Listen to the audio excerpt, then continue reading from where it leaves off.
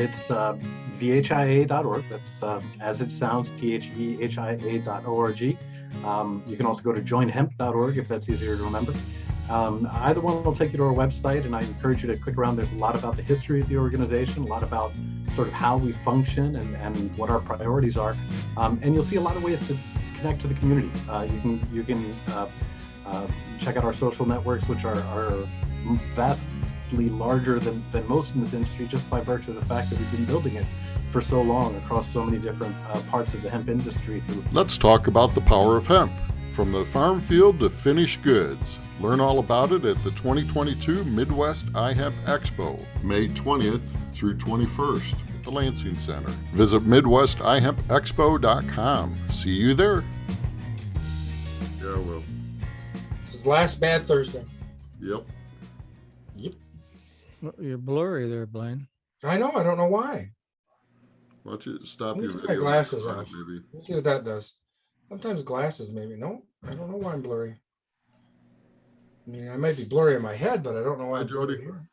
Hey, how are you? I'm Hey, sorry, buddy. I'm running a tad. I had a little technical snafu, but managed to make it. All right. All right. I'm going to bail out of here. Blaine, your host. Have a great show, gentlemen. All right. Thanks, Dave. All right, folks. Welcome to the iHemp Hour for Thursday, January 27th. It's going to be just me and Mike today. Dave is feeling a little under the weather today, so he's just going to be in the background for us, helping us out there. So, and as always, we start out with the iHemp is helping the planet. It all starts with the farmer, is where this all starts with. So that's for sure. So we have Jody McGinnes is going to be on with HIA today, going to bring us updated on all the great things that they're doing, and also get us updated on their elections that they just had. We have some of our good friends have got elected onto that board, so it'll be nice to see them and talk a little bit about their role, what they're going to do. But we're going to start out with Mike Brennan. Mike, why don't you start from the other side of the 0.3%? Yep, that's us. Michigan Marijuana Report 420 Post. A little bit of news. It kind of intrigued me, and in fact, we had him on my show 420 Post yesterday, along with the handsome Blaine Bechtel, who's in soft focus right now. Anyway, a group called House of Saka, which produces alcohol-free cannabis-infused wine. Can't wait to try that. Announced on Tuesday that they're doing an exclusive partnership with Carbadetics. I hope I pronounced that right, which is they're the owners of the botanical company. Anyway, so the botanical company, come springtime, will be distributing these wines that'll be produced by these folks in California, actually in Michigan, because you can't run them across state lines. So they're getting that all set up, bottling, distribution. But the exclusive agent for these THCs infused wines will be, like I say, the botanical company. So that's kind of cool. We had Russ Chambers on yesterday, who's the CEO of the company, on my show, and we had this other fella named Blaine Bechtel on the show yesterday, and Blaine was talking about not only we were talking about cannabis infused wines, and he was talking about CBD and hemp products and food, and how the state's going to be taking them. Actually, is moving legislation right now in that area, and I'll let Blaine explain that when his little news segment comes up. Also wanted to mention that there's a live cannabis expo coming to Detroit, March 25th and 6th. It's called Lucky Leaf Expo, and it's your typical cannabis expo with the usual crowd there, lots of vendors, people like that. And hopefully, well, we don't know. I mean, with the COVID thing, it's going to be at the former Cobo Hall, which is now called the TCF Center. And there's if you go to mimarijuanareport.com, you'll find a link there to check it out if you want to register for it, if you want to get a booth, if you want to sponsor, whatever it is you want to do, that information is there. Now, in another area, speaking of the Michigan legislature, there is some consideration now to use a saliva test to detect marijuana use. So when those boys in blue pull you over, they're debating on whether or not they'll be able to give you the saliva test. And so that takes a while to get itself worked out of the legislature. I don't know what Michigan Normal's position is on this. I haven't had a chance to talk to Rick Thompson yet, but certainly there'll be some pushback on this because, as we know, marijuana stays in your system for a long time. So even if you're not high, it could still be in your system. And then what are you going to do about that, right? Okay. And that's kind of the highlight is those three issues. And then, Blaine, I'm sure you can expand on what I tried to talk about there on the hemp side going into food products and what's going on with that legislation, right?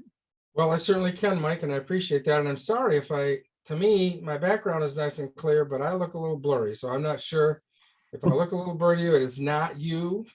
Oh, maybe it's you. I don't know. Maybe it is. But Mike, does it look blurry to you? Do I look blurry? Yeah, you're in soft focus right now. So it's very old Hollywood. Yep. There we go. Yeah, here we go. All right. Well, I'm sorry. I'll try to fix that as we go along here. But let me get into some news and then we'll do that. So there's a couple bills. These actually are old bills that have been sitting around and they're finally getting to them in the legislative. There's bills from starts with Bill 5058, 5059, 5060, 5060, and then 5617 are bills that we're kind of currently monitoring. We've been monitoring them. The thing about the 5058 bill is that it talks about that food is not adulterated if it has slowly been, the food is not adulterated solely because a food contains or has added to it any quantity of industrial hemp as used in this subsection. Now, industrial hemp is, of course, the 0.3% or below of THC. So that's opening the way for being able to use hemp and hemp-derived products into our food. That would also be drinks and everything else. So the state is being proactive in this area. We're appreciative of that. Also, another thing we're going to push for is for it to be able to use in livestock feed, because that's going to be a huge thing when all those tests come out and FDA allows us to use that. So Montana's already passed some stuff about being able to use in livestock feed, and we're hoping we can get our legislation to also pass that so that when it does, we don't have a delay of 3 to 6 to 9 months, whatever it is, to get that legislation and get it passed. We're just ready to go and we can automatically start marketing. So we're doing what we can to help the farmers and help that get pushed along as best we can on that end. So doing that. Let's see what else we got. So one of the things that just came out this last week is MDART put out their hemp grow renewal. So January, they changed that last year, right? It used to be in November that we had to take care of this, and now it's January. It's already January 31st, believe it or not. So the 2021 hemp grower registrations expires on January 31st, 2022. So to avoid that late fee, you need to make sure you have your application in the mail postmarked by January 31st. Otherwise, there's another $250 that you'll need to pay on that. And if you've got any questions, you can go to the MDART hemp site. They've got all the information there. You should have got it mailed to you. If for some reason you didn't, you can go online and be able to print that out, or you can call them at the Central Licensing Unit from 8 a.m. between Monday and Friday, between 8 a.m. and 5 p.m. And they can help you make sure that we get that taken care of and you avoid that late fee. They're already paying quite a bit for that. Let's not give them any more just for being a few days late. And of course, if you're new, if you haven't grown before and you're going to grow this year or grow in a different name or whatever, then of course you wouldn't have to do that right now. You could do that at a later point in time and not have to pay that late fee, I don't believe. So let's see, other good news we got going on. There's going to be 2022 Illinois has a virtual hemp summit. That's on Tuesday, February 22nd. There's no cost to attend, but registration is required on that. So if you're interested in that, again, that's Tuesday, February the 22nd from 9 to noon. We'll get some information up on the website of where to go ahead and get that information there. Also, we know that the Illinois Hemp Association is having their meeting soon, and I apologize, I do not have that right handy with me. I'll try to get that by the end of the show. The other thing that has come out, some exciting news, is that there is an FDA proposal for a trial to use CBD in treating opioid addiction. So we're really excited to see that. Again, just more news coming out about how the cannabinoids are helping and doing things for people. And we're very glad to see that that test is going on. And we'll keep you updated on that as we learn more. But that's just started. Just was announced this Tuesday, the 25th, that they approved that. So other things that are going on too is that we have the hempcrete submitted for certification for the U.S. building codes. The professional association representing the U.S. hemp building industry moved forward to certify hemp and hempcrete installation in U.S. building codes this month. Hempcrete was submitted as an appendix in the International Residential Code on January 10th by U.S. Hemp Building Foundation, the nonprofit arm of the U.S. Hemp Building Association. They'll be attending our expo and doing a lot of stuff this year. In May, when we have the expo, we're really going to be heading hard on the building end of this. The idea is to give the U.S. Hemp Building permitting departments a familiarity with the material, which is new to the United States after hemp was legalized under the 2018 Farm Bill. Let's see some other events that are coming up. NOCO, of course, is going to be out in Denver, Colorado. That's going to be the 23rd and 25th. If you feel like traveling, and this will be a great attempt if you're trying to learn about hemp and where it's going and all the other businesses that are associated with that. It's a great expo to go to. So we're looking for that. This year, they're going to have a Shark Tank style NOCO Hemp Investors Pitch session on Thursday afternoon at the Hemp Business Summit. And so that'll be fun. If you have a pitch you want to do for your hemp product, they have that for that. We'll get into some other news maybe a little bit later at the end of the show if we have time. Let's see what we got here. Of course, we want to help support HR 841, the Hemp and Derivatives CBD Consumer Protection and Market Stabilization Act. That's still in Congress, and if you don't know how to do that, we have it on our site, but also it's on the U.S. Hemp Roundtable site. You click on the support the bill, it'll bring it up. You just put your name and address and zip code in, and it automatically is sent to your representative and a senator to help them ask them to support that. So let's see. Mike, hey, who you got on your show next week? Do you know yet? I know yesterday you didn't have too much knowledge, but did you figure that out yet or not yet? No, we're still looking to see what the hot new thing is. Got a couple possibilities, but nothing that I've nailed down yet. The show, of course, is from 1 to 2 on Facebook on Wednesdays, and we stream that live, and then it's available on demand at at mymarijuanareport.com, my other publication. But no, we don't have that locked down yet, but we will announce that hopefully by Friday. All right. Well, good. We'll look forward to that show for next week then. Thank you. So I think right now we're going to get into talking with Jody about HIA, Hemp Industry Association. We're proud members of them. We like to support what they're doing. They've done a lot of things. I know last year one of the big things they did was they took DEA to court for some of the things that they were trying to do with it. And we appreciate the efforts that were done on that, Jody, very much. Jody, why don't you maybe give a little bit about your background and how you got involved in all this? Because that's always an interesting story of how people get involved in hemp. Yeah, sure. Thanks for inviting me, and I really appreciate the opportunity to speak to your audience and meet with you guys again. I had a great time last time.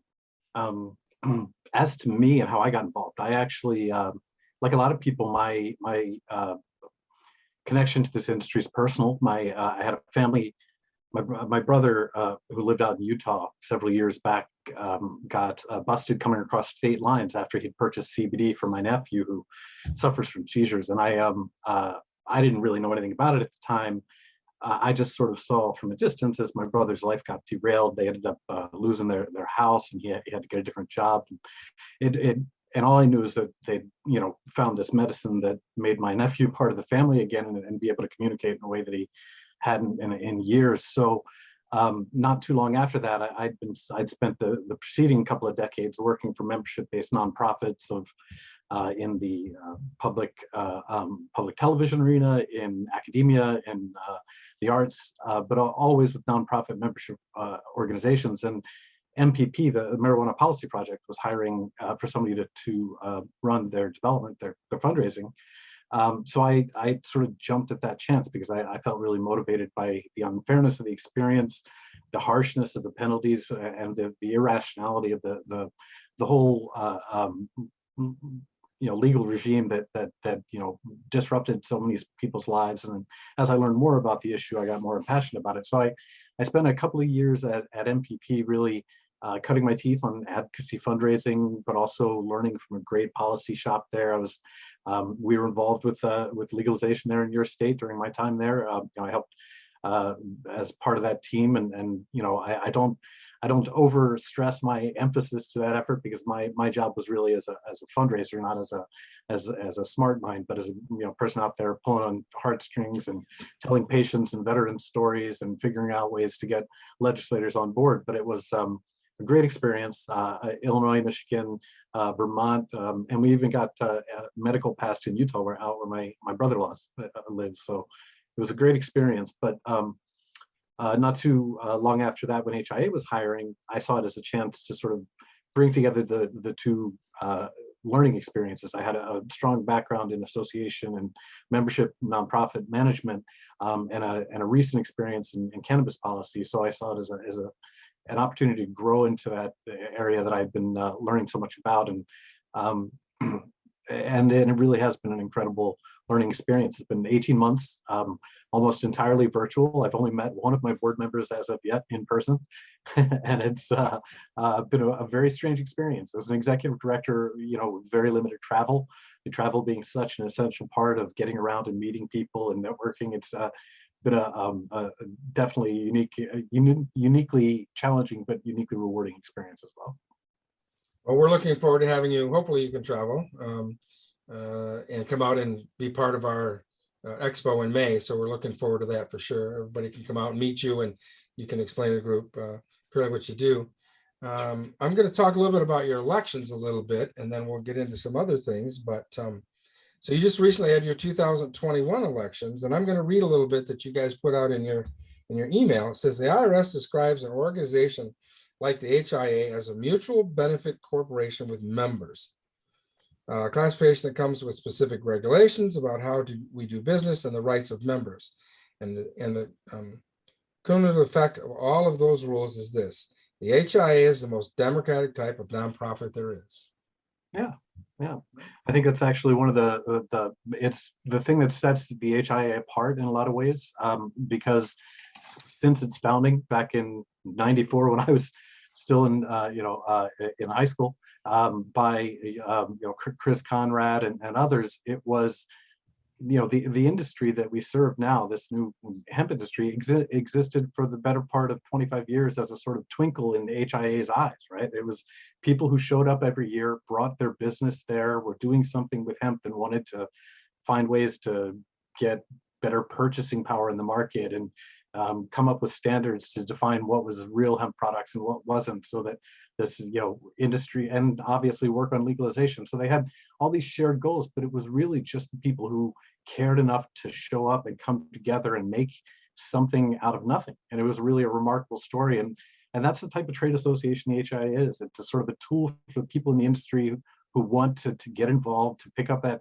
tool and really try to shape the industry into what they think it should be. And in that sense, we're very much always an evolving organization with a shifting collection of members with different priorities. But the remarkable thing is that it was a trade association founded in the '90s, but they built into their articles of incorporation a focus on environmentally sound business practices and caring about human rights and elevating businesses to higher ethical standards even back then. So I think this industry more than ever needs that sort of tool, and this tool needs more than ever dedicated, committed industry leaders to pick it up, to get involved and be a part of the organization, help us shape that next 30 years. Well, we certainly need groups like you and members that you have, and us as well. We're members to be able to keep pushing this forward and getting Congress to do what we need to do to make sure that we get a safe product out there. Right now, there still isn't a lot of regulations, and there's a lot of, every day we're reading things about how CBD is, not regulated, and there's issues and problems. So, we're hoping for that there for sure to push that forward. So, Jody, we're going to mention this a couple times, but I want to let people, would you tell people how they could find out about the organization and what you have? There's a website, I'm sure. Can you give us that website? Sure. It's thia.org. That's as it sounds, thehia.org. You can also go to joinhemp.org if that's easier to remember. Either one will take you to our website, and I encourage you to click around. There's a lot about the history of the organization, a lot about sort of how we function and what our priorities are. And you'll see a lot of ways to connect to the community. You can check out our social networks, which are vastly larger than most in this industry, just by virtue of the fact that we've been building it for so long across so many different parts of the hemp industry through, tabling events and campaigns through Hemp History Week and things like that. So it's a really engaged community and a great place to sort of get a sense of what the pulse of the industry is. So encourage you to check it out and get in contact with us if you have any questions, or if there's anything that the website's not doing that you think the industry needs it to do, because that's part of how we serve the industry as well. So for the email you sent out, I noticed, and now if I got this correctly, you've got 4 new board members then that were elected? Well, it's three new and 1 re-elected. Okay. Yeah. So we got Andrea Herman.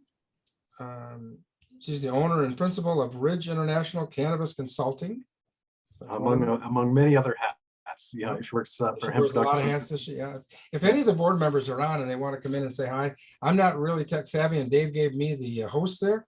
But if they want to come in and say hi, I'll be trying to bring them in if they're on, and they let me know. We'll try to invite them to come in. Your blurriness, by the way, looks good. Okay, we got Vanessa Snyder. Of course, we've had Vanessa on. She's with Eurofins. She's the VP of Business Development for Eurofins Food Chemistry Testing. So there we got a Lauren Graman, if I said that correct name. She's General Counsel for Beneficial Blends. And a Christopher Ware, he's the CEO of KCA Laboratories. Yeah. Who else have you got on there? Is Annie Roush? Annie is going to be sticking around for 1 term. She accepted a vacancy appointment. We had one remaining seat that had been vacated that had a year left on it. So her elected term ended in December, but she agreed to that 1-year appointment. So as a resource, we got to hold on to Annie Rouse 1 more year, and I was glad to have that bit of news to deliver to the members as well. Likewise, we've got going off the board, we had Todd Roonstadt, who stepped in as the vacancy, and he's a great guy with a great platform through Natural Products Insider. If you haven't checked out that newsletter, I'd encourage you to, because the Natural Products Insider newsletter that he's editor of is a great resource for that, understanding how hemp can fit into that really promising sector. All right. And then you had a little bit of sad news here. I'd say that I never met Steve Levine, if I said that right. Yeah. He was on HIA leadership for quite a long time, and he passed this last year. That's right. He died on New Year's Day. Steve, I also never had the privilege of meeting him, but he was the longest serving leader in HIA's history. He, I think, spent a total of 17 years on the board, including 2 stints as president, helped launch Hemp History Week, the Test Pledge, was incredibly influential through a long stretch of the organization's history. And even when he wasn't president, he was an active and engaged board member. He used to organize the Santa Barbara Hemp Festival. Eric Steenstrover at Vote Hemp is the one who was executive director during most of Steve's time, and he had the opportunity to interact and know firsthand the contributions that he did. So anybody who's interested in sort of finding out more, I'd encourage you to check out votehemp.com. I think it's votehemp.org, votehemp.org, or VoteHemp's website, because they put up a great memorial to look at the achievements and the impact of Steve Levine on this industry. And it's just a great reminder of so much that took place that laid the groundwork for the industry we all take part in now today, that is almost lost to most of the participants in today's market. So, well, we're sorry to hear that he passed, but certainly appreciate the work, because it's people like that that brought things to where they are now. Without that past work doing that, we wouldn't have where we're at now, for sure. So Jody, let's talk about whatever else you got on your mind. What do you see going on this year? Where do you see the hot buttons? Yeah. Oh, I see so many people making predictions, and I wonder where they get the cojones in an industry like this. Who feels confident enough to call their shots, right? Ideally, we'd love to see movement on the bill that federally that you brought up, 841. I think we're going to see smart states coming up with a way to regulate all of the hemp cannabinoids out there, rather than you're starting to see states like Tennessee and Florida and Ohio open up a way to safely bring these hemp products to market and not re-implement prohibition. So I think you'll start to see the states come into grip with the challenge, and that's good news for consumers and for the industry. It's good news for business. The tragic thing about the FDA is, or the inaction that states like Michigan are trying to, fill in the blanks on how to deal with CBD in food, right? Because the FDA isn't doing it. That's part of what 841 would. That's a nutritional supplement, but nonetheless, the point is, states are stepping up, but it shouldn't be up to them to answer all these questions. And until states do step up, the consumers are faced with an uncertain market and a lot of gray and black market type of players that create products that they can't count on in terms of safety or quality. So it's great to see progress on that front. I think interestingly, from HIA's standpoint, after 2020 and 2021, we really just are focusing on really modest and achievable goals. Things that we can actually count on and get accomplished with ongoing uncertainty about everything. So we are bringing back our first live event in 2 years, planning it for outdoors for 2 days in June in Kentucky. So we're hoping the waves will, coincide and the lure of an event that's mostly outdoor. It's a educational, entertainment. We're calling it an agro-tourism hemp educational event presented by our foundation and Hemp History Week, and proceeds are actually benefiting our nonprofit foundation, as well as Accelerating Appalachia. So that's going to be nice. It's sort of family friendly with hemp workstations to learn how to weave fibers, and petting zoo for the kids, and music on day 2. So it hopefully will survive the times and be something we can pull off, because we really feel a lack of community from a not just from a business sense, but from an organizational sense. HIA has always been about bringing people together and sharing. And as much as forums like this are a great asset to us, they don't offer that same sort of organic networking and relationship building and resource sharing that coming together do. So we really want to see that happen. In the meantime, we're going to do some other things virtually as well, but we are going for it for a live event in June. So I think we're looking at 2022 optimistically, but reasonably. I'm going to try to get to a bunch of those events that you were talking about, either virtual ones or live, as well as a couple of others. There's a sustainable development conference coming up that can, I think it's going to be in February, I believe, but it's you can attend as an observer if you register before January 28th. That's the UN Sustainable Development Conference. Encourage anybody interested in how hemp can improve soil health or enrich the value of the land that you're a steward of to check that out, because it really is an organized process for making the most out of this crop in terms of healing the planet. So that's a great one. Another one is the PASA Sustainability Conference, comes up in March as well. Those are a couple that we'd like to be involved with, or at least a participant in. And we're really going to focus on trying to get the message of hemp out to other industries. We're going to conserve what little travel budget we have, and to try to get representation to conferences that are focusing on industries where hemp could potentially become a valuable industrial feedstock. So Jody, you said that's June. What's the date again? Sorry about that. I'm citing things with off the top. No, of my that's head. fine. I don't want to put you on the spot, but I want to make sure everybody knows. So it's in June. Do you know where it's going to be at this point? Oh, shoot. Yeah. Okay. So the PASA Sustainable Ag Conference is in February, not June. I apologize for that. I guess I was confused. Way up in June is when oh, sorry, you're talking about our conference. I'm talking about your conference. Yes, I don't care about anybody else's conference. Yeah, I'm it's even not going even to take a a back conference. seat of our conference in May. I want yours. It's an event we did in 2019, I think. It's called Hemp in the Holler. All right, so it's in the Holler. It's in Mount Vernon, Kentucky. Outdoor event, and booths and learning stations, good food. It's really meant to be a local and regional affair. I don't think we're really drawing people from across the country for it, but what we hope is that if it comes off successfully, if we do this model right in June, we're going to try and do it around Hemp History Week, and then we can bring it up in a different part of the country in September and replicate it. And then it becomes a thing that we're doing regularly to feature hemp in different parts of the country during certain weeks in each region. So the idea is not letting the value of that Hemp History Week brand, which reached into hundreds of stores for over a decade each year to nationwide to educate communities about hemp products, mostly hemp foods. And there's a lot of hunger still for that opportunity to teach people about the incredible nutritional value and the value of farming hemp in their communities, and the value of hemp clothing in terms of creating sustainable fashion for a future that conserves water and things like that. So it's really trying to make the most of that opportunity that was built through those years of success of that campaign, but turn it into something that fits the new moment that we're in.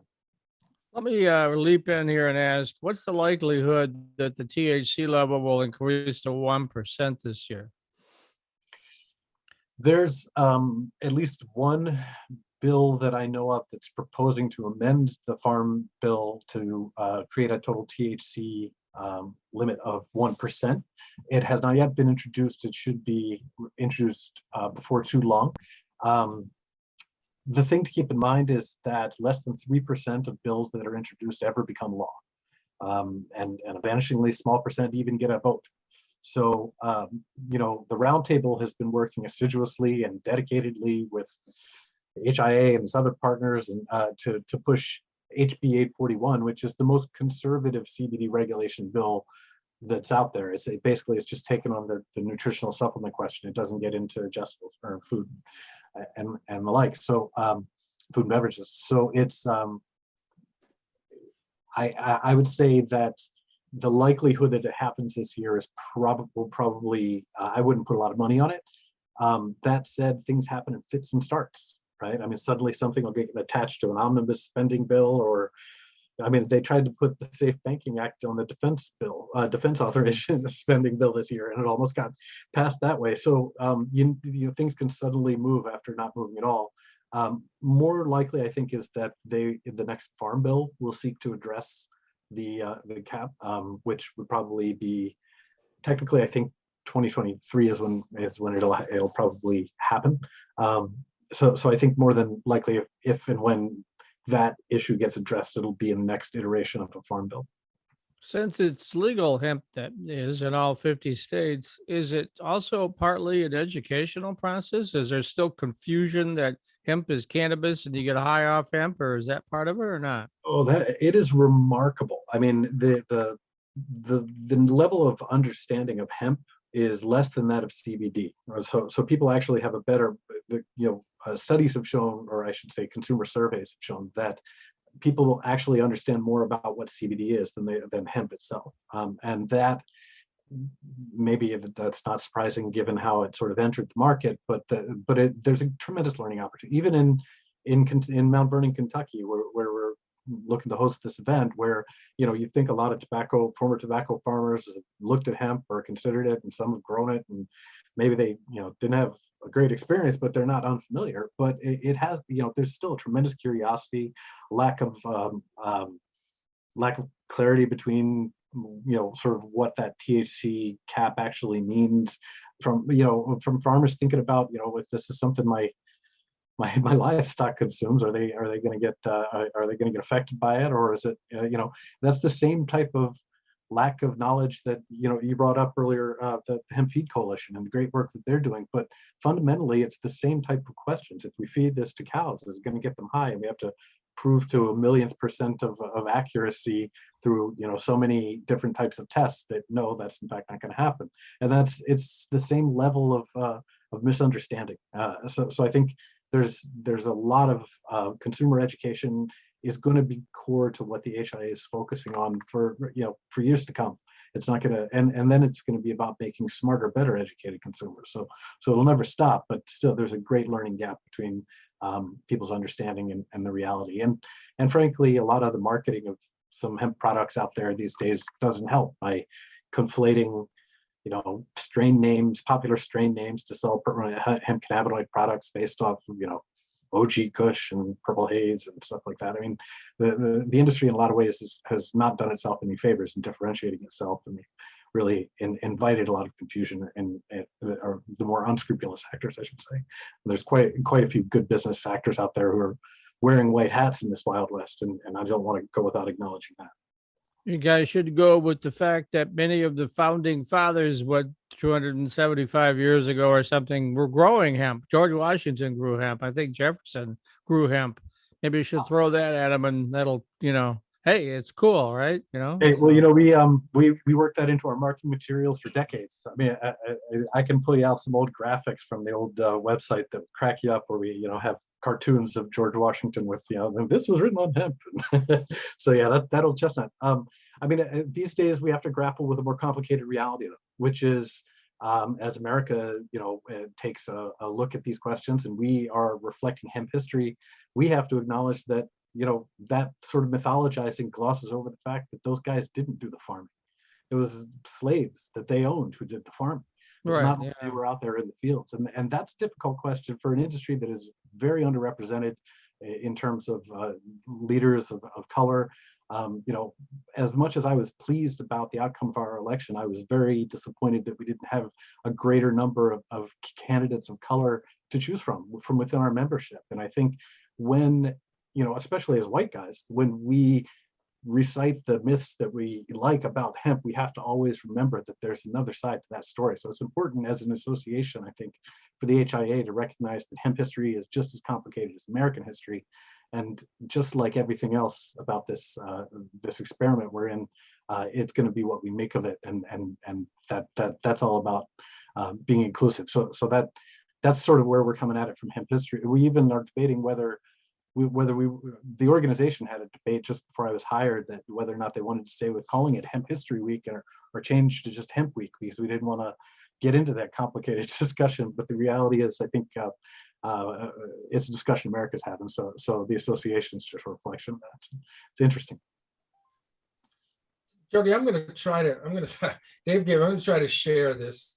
Can everybody see that or not? I can. Is that the HIA website? Yes, sir. Okay, good. I wanted to. Hey, what do you know? You can teach an old dog new tricks. What do you know? I just wanted to bring up your page here. This is actually on farming membership options. I just wanted to let everybody know that it's pretty reasonable to become a member of your group. It's $150 a year for farmers. This is the other membership here. There we go. Business memberships are there as well. Yeah, Mike video there. Yeah. Groups that are there. Got that smiling face of Mike Lewis, our HIA's president there, on his shtick. Was that on the membership one? Did I miss it? Yeah, on the window you're looking at there. He's right straight down. Yeah, just if you scroll down. Keep scrolling. Right there you go. Okay. Talking hemp. Mm-hmm. So yeah, I mean, the question that I try to answer for people is sort of what's the value proposition for the HIA? What is membership about? And we do things that a trade association does. We have a business directory, and we have a great newsletter that's sort of really good at sort of, we use an algorithm so that every member gets their own custom version of the newsletter based on their interests.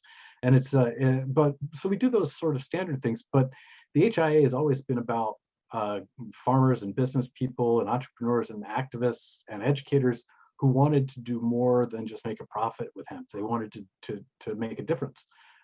So really part of the value proposition is this idea that by coming together and working together, connecting, sharing what's best about this plant that we love, and figuring out ways to benefit each other, we can make a better world with this plant. So there's a little bit of a sort of intangible, ineffable thing to membership, but if you look back over the history of the organization, it's always been about that coming together principle. And so you asked about this coming year. Again, I wouldn't make a prediction, but one thing I'd really love to see is for the different groups that are working in different lanes or different silos on behalf of this plant to find ways to unify their messaging and their priorities and speak with one voice on behalf of the industry and really present an organized and professional face to international and interests and the government to really become that one hemp community that the founders of the HIA believed in when they started it. So Jody, what else can people do to help you out? I mean, a membership always is one way, and everybody loves that because that's what helps, keeps the lights on and keeps everybody doing what they're doing to support everything. Is there any other ways that people can help? Absolutely. We're very much a participatory organization. We are what our members make of us. So if you want to get involved and lend a hand, if you've got skills that you could dedicate to things like communications or organizing meetings, we have subject areas that we like to bring members together. We're working on a set of what we're calling a standards and practices learning series, where it's not just a webinar, but it's an opportunity for to focus on certain areas. One of them looking at regenerative ag, another is food safety. Now that we've got some great experts joining the board on that. But the idea is it's a webinar, but what comes out of it is a sort of tip sheet based on that it becomes an industry resource. So sort of using the best practices that our members use and the expertise to sort of explain to everybody from consumers who need to know this information to small businesses who need to understand the bigger questions at play, sort of why these methods are necessary, what they mean, really to just create a body of or to add to the body of resources that the HIA already maintains and has gathered, but really to also help those, like I said, there's people there. In a lot of ways, HIA members are leaders. They're taking an affirmative step to get involved and try and make the industry better. And we want to give those leaders an opportunity to shine. So these standards and practices webinars are really letting them hold up their expertise and let it benefit the rest of the industry. And that's really what we're going to focus on is how do we concentrate those forces of good to the best effect. Right. So if you want to be a part of that, email me is really the point. Yeah. Well, I'm sure everybody that understands that we've all got to help push this right. A boat raises and rising tides. They say all boats rise in a rising tide. So all the work that we're all doing, your group as well, it's just pushing this forward and keeping this front forward, because there are many other things that obviously are taking precedence in Congress, but this is an important one, right? I mean, we've got an industry here that's developing and needs to develop, and they need to help do what they need to do to help us pass that and get that moving. So we certainly appreciate that for sure. So the HIA website is where you can find a lot of information on this, that's for sure. How to join, what they're doing. You saw some news things there. I was going to put in a shameless plug there. I see you had our show we had on with Neogen and their testing facility, their testing machine they have. So on that, so that'll be important again this coming year, so crop doesn't go hot. And Mike brought up the 1%, and we had James D. Decker and Phil Abedi on a couple of weeks ago, and they were talking about the variety trials that they had, and it's very interesting to see that if we could move this from 0.3 to 0.1% on the THC, that 97% of the varieties that they tested and that are currently being grown, or at least growing in their test, would not have gone hot.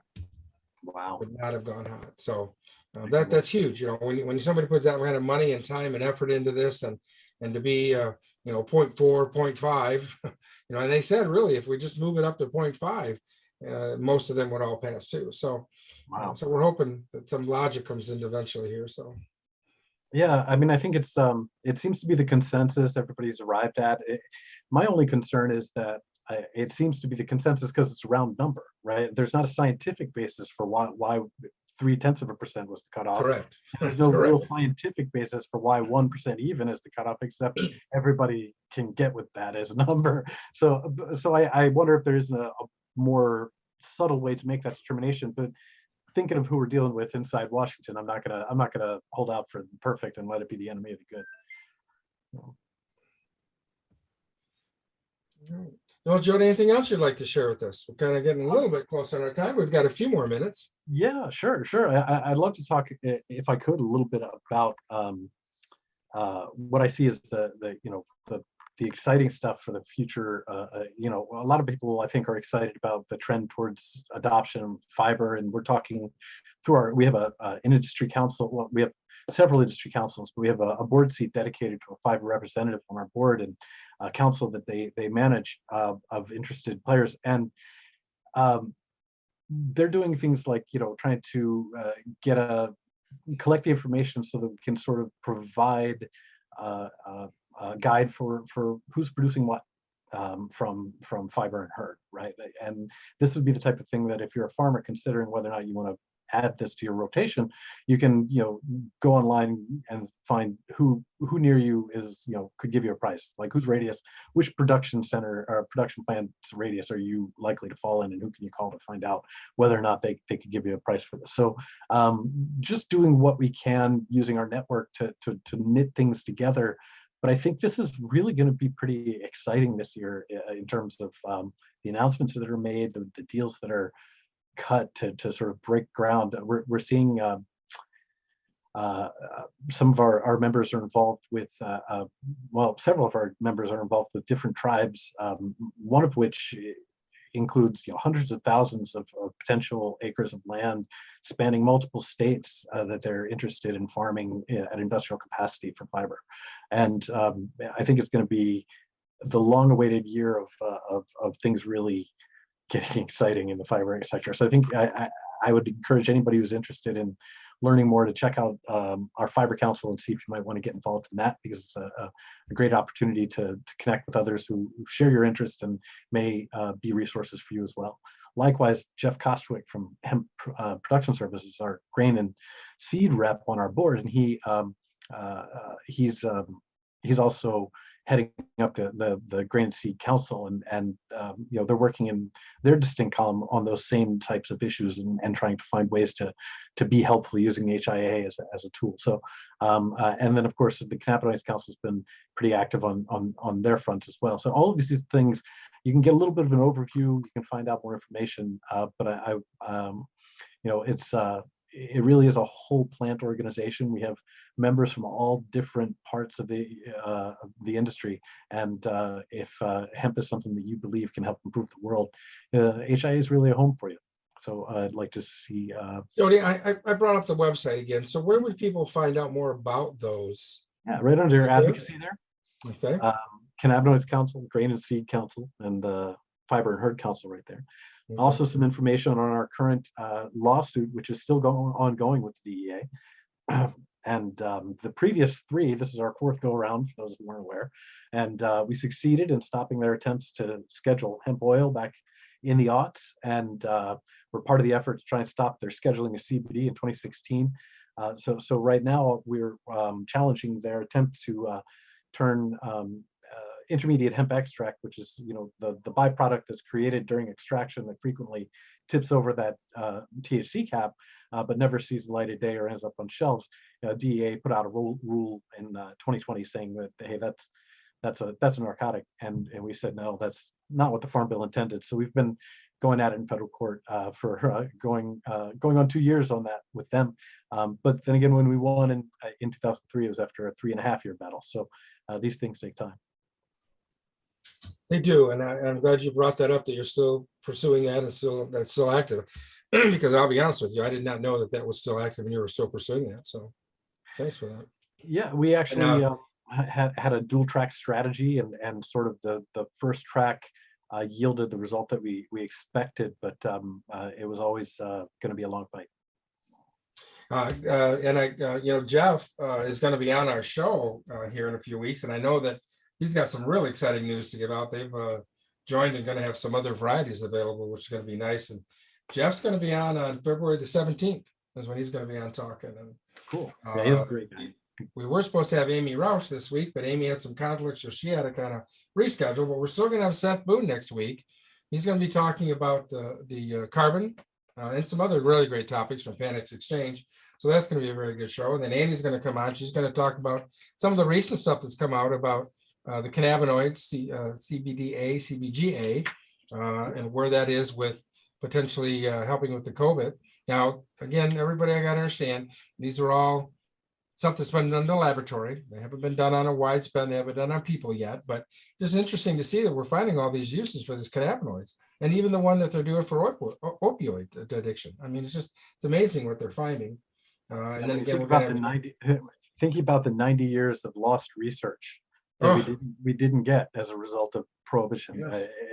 And you know, I like you said, far too soon to draw any conclusions about those things, but it just goes to show you how much promise and potential hasn't been explored, right? It's amazing what we're going to find. You're right. I mean, you know, really, when you think about this is going into what, the 5th year now, 4th year now, really? I mean, 18, it was talked about, right? So really 19, 20, 21. I mean, this is the 4th year, right? Almost going into the 5th. So it's amazing. And you talk about where we're going with fiber. I mean, we've got a group here in Michigan, Heartland Industries, that they're planning on doing anywhere between 3,500 and 5,000 acres of fiber this year. Yeah. So, I mean, it's coming. It really is coming along. And I'm excited for when we're going to be able to use it for livestock feed. I mean, I just think that's going to be a huge player of things for sure. Absolutely. So, well, yeah. Jody, I want to thank you for being on. Anything, I don't want to cut you off too short, but is there anything else that you wanted to cover or talk about today while we got you on? You know, I could probably talk about anything long enough, but I should probably go because my son's 6th birthday today, and it's about time for us to get to the cake, and they're waiting for me. So. Well, we don't want that ice cream to melt for sure. So, if it was on screen, we'd all sing happy birthday to him. So, Mike, any last questions you've got for Jody before he goes? No, he hit it. I was just curious on the 1% thing because that's a big deal for everybody. So. Make a big difference. Yeah. Here's hoping. All right. Well, Jody, thank you again for taking the time out of your busy schedule to come on the show and talk about HIA. And we're looking forward to having you. Hopefully you'll be able to travel, and we'll be able to see you in May to come out and meet everybody out here in the Midwest area and talk about the great stuff that you are doing and continue to do with HIA. So we appreciate that very much. So thank you very much. Thank you so much. Love being here. Thanks, guys. All right. Oh, let's see, Mike, what do you think we should do next, you think, huh? I think we should have that outstanding segment on those cookies you showed me earlier. You think so? Yep. Oh, yeah. That's what I think. Let's see. Now, I thought I had, here it is right there. There we go.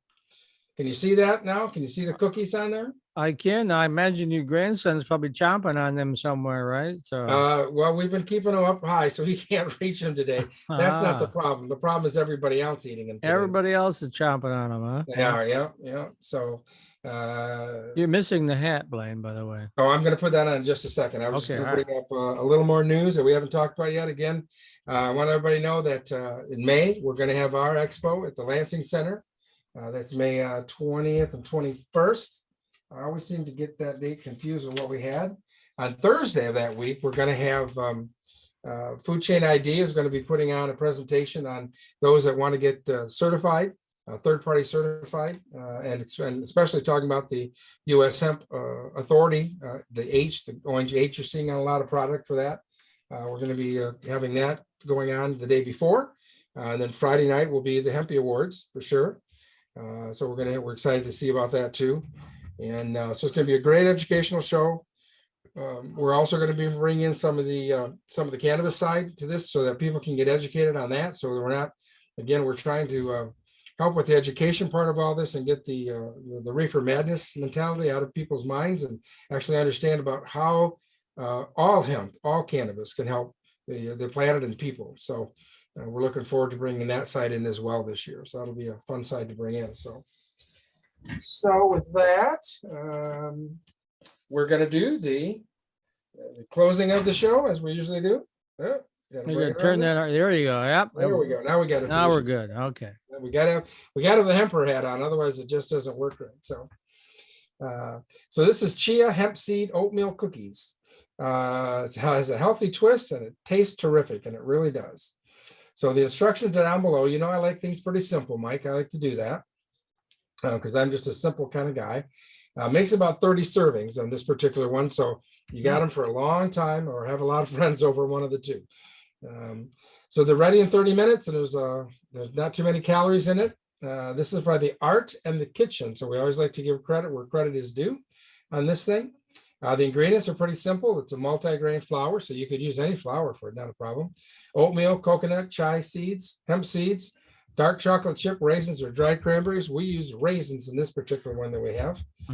Baking powder, baking soda, salt, butter, brown sugar, eggs, and vanilla bean or vanilla extract. I'm sure we use vanilla basics, extract. Yeah, for ours. So just a wonderful. There's the steps to do. Pretty simple, because I'm a simple guy. I like things simple, and pretty tasty. And all of our recipes you can find on the iHemp Michigan website. It is under about, and then you go to hemp recipes, and we've got a ton of them on there that you can use if you're interested in bringing some good healthy treats into your family, and also good healthy meals. So, and we'll go. Blaine, I was going to ask you, does down on the farm also, I know you sell hemp oil, but you do sell hemp seeds as well? Well, I do have hemp right now. I don't personally have, but yes, we can sell hemp seeds as well. Yep. Hemp hearts, things like that, and all that jazz. Yep. Yeah. I am going to be having. I will have kind of chicken feed available for people that out of the hemp hearts. The machine that I bought, which I was hoping was going to make some nice hemp hearts, really to me doesn't have enough. It still has so many holes in it. So I really don't want to sell it as food, as hemp hearts for food for people, but certainly for chickens or livestock, it would be a wonderful thing to have for that. That's absolutely great. And we don't have taste and smell-o-vision yet, but we're working on that. Oh, yeah. You see the cookies there? Yeah. I do. Yeah. Probably your grandson sees that too. So don't make sure it's up high. So I've got the door locked, so he can't get in right now. But okay. But I'm gonna, Mike, I'm gonna have to send you a care package one of these days of some of this stuff. That's for sure. So. Oh, well, sounds great. Yeah. Well, we want to thank everybody. We want to thank Mike Brennan for taking time out of his. He's a busy man with a lot of things that he does, and he helps us. He helps us to host this show, and we really appreciate him for doing that. My pleasure. Mike, let's put a plug in again for your show and what you do. Yeah, well, I got a couple of things. I have my own show, 420 Posts, obviously from the name. It's cannabis focused, but not so much on the consumer stuff, on the business stuff. We cover the business of cannabis. And then we also do that in text with mimarijuanareport.com. Just put out our newsletter today. I don't know if, Blaine, you get that newsletter? I'm not sure. If I don't, I'm going to have to sign up for that because I haven't seen it in my mail yet. So okay, we get about 3,000 subscribers on that, and it's a compilation of the top headlines, primarily from Michigan, but also there's big national stuff and things like that. For instance, the outlook for whether or not cannabis is going to be descheduled or whatever this year from Congress, maybe not. Biden's got a lot on his plate. But I thought it might be a good election year issue, if you want to get that cannabis vote, right? You deschedule it, but I'm not optimistic that's going to happen, but who knows? So, maybe more in the election year, right? Just before that, maybe that might help. Yeah, there you go. Drop it in October, and then everybody will, gosh, isn't that wonderful? Vote Democrat. I mean, that might be a strategy. Who knows? You never know how that might work. So. Yeah. Again, I want to thank everybody. I know Dave was behind the scenes tonight, and Dave, we wish you to feel a little better next week to join us. Next week, right now we have Seth Boone scheduled. He's going to be talking about carbon credits, which is a major thing. It can make a lot of difference for some farmers, and where that's all going, and the reality of that, and a lot of other stuff. They have Panex Exchange, so he's going to update us on the markets, and they've got some pretty exciting stuff on their platform to be able to help farmers to move some things there. Also, then the week after that, we're going to have Annie Rausch on. She's going to talk about the CBD and all the cannabinoids and what that's been going. Oh, maybe my grandson's going to come join us. Oh, I guess not. And hide those cookies. That we're going to have. Yeah, he's opened the door. We're going to have Jeff Kostwick on from Hemp Production. He's going to be talking about a lot of exciting things they've got going on and the good seed varieties they have available that's coming out this year. So we want to we thank everybody for joining us tonight. And Jody, again, we thank him and hope he had a good little birthday party with his son there. And I think that's it for tonight, Mike, unless you got anything else. Oh, nope, Mike, there's a little game coming up this weekend. The farmers versus the Wolverines, you mean that one? Yeah, okay, that's what you want to call it, yeah. Oh, yeah. I haven't looked at the point spread, so I know you're trying to bait me into a bet. So let me look at the point spread because Michigan, they're just kind of in development and the state's playing really, really well. So, well, I hope we get to do the makeup game because, they got the first game got canceled when it was going to be at your place, So. Right, yeah. Well, rescheduled. They just rescheduled the Purdue game for early February, so I'm sure they'll reschedule the Michigan State game. Yeah, I can't believe they won't reschedule that one. So we'll do our usual side bet, Mike. We'll do a cigar. Okay. Sounds like a plan. All right. All right. Thanks, Blaine. Thanks, Mike. See everybody next week. All right. Bye-bye.